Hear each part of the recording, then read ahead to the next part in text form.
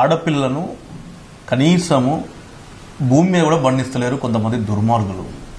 మరి కాసులకు కక్కుర్తిపడా లేదంటే అమాయక ప్రజల అవసరాలను ఆసరా తీసుకున్నా లేకపోతే వాళ్ళకు ఆడపిల్ల వద్దు అని చెప్పి కొంత చెడుగా చెప్పి వాళ్ళను మోటివేట్ చేస్తూ కడుపులో ఉన్నటువంటి ఆ ఒక్క పిడాని ఆ కడుపులోనే చెదిమేస్తున్నారు కొంతమంది కర్కోటకులు.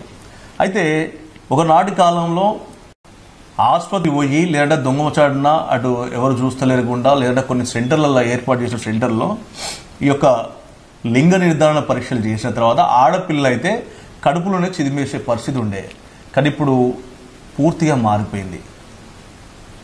ఎవరైతే అబార్షన్ చేయించుకోవాలనుకుంటున్నారో సో నేరుగా వాళ్ళింటికి ఆ టీం వెళ్ళి వాళ్ళింట్లోనే ఆ పాప పని చేసి వచ్చే పరిస్థితి మన మహబూబాద్ జిల్లాలో సంబంధించిన తొర్రూరులో జరిగినటువంటి ఘటనతోటి వెలుగులోకి వచ్చింది.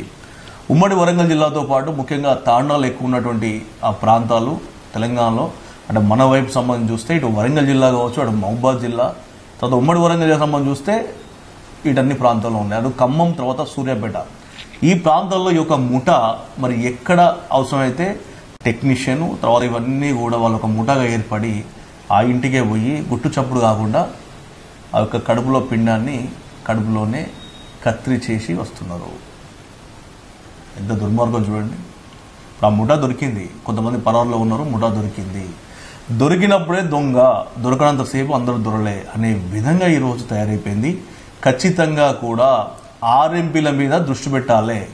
ఆర్ఎంపీలు కొందరు ఆర్ఎంపీలు అందరినీ కొందరు ఆర్ఎంపీలు పైసల కోసం కక్కుర్తి పడి చేరాని పనులన్నీ చేస్తున్నారు, పాప పనులు చేస్తున్నారు, అడ్డగోలు పనులు చేస్తున్నారు.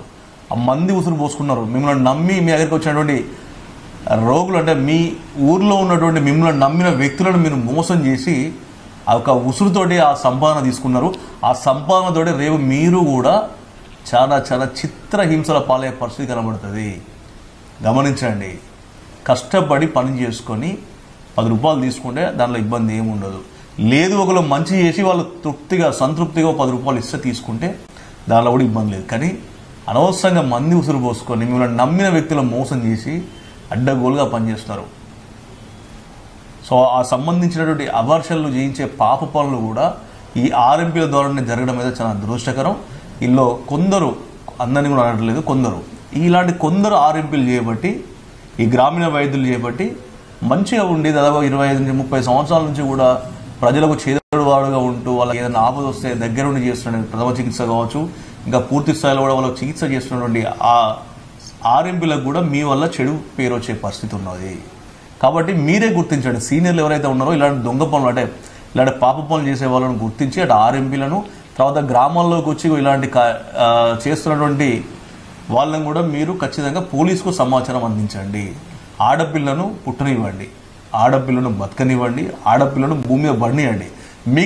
మీకు పెంచడం ఇబ్బంది అనుకుంటే అక్కడ సంబంధించినటువంటి అధికారులు ఏదైతే ఉందో శిశు సంక్షేమ శాఖ సంబంధించినటువంటి అధికారులు వాళ్ళకు తీసుకుపోయండి. ఆడపిల్లను పెంచుకుంటాం అనుకునే వాళ్ళు తీసుకుపోయి వాళ్ళు పెంచుకుంటారు. ఆ ఇంటి మహాలక్ష్మి వాళ్ళు చూసుకుంటారు. కానీ కడుపులోనే ఆడపిల్లను దయచేసి చిదిమేయొద్దు, దయచేసి చంపొద్దు. ఎవరైనా తీసేస్తామంటే కూడా మీరు మోటివేట్ చేయాల్సిన డాక్టర్లు కూడా ఈ పాప పనులు చేయవద్దని అందరి టీవీ సవినయంగా మేము కోరుకుంటా ఉంది.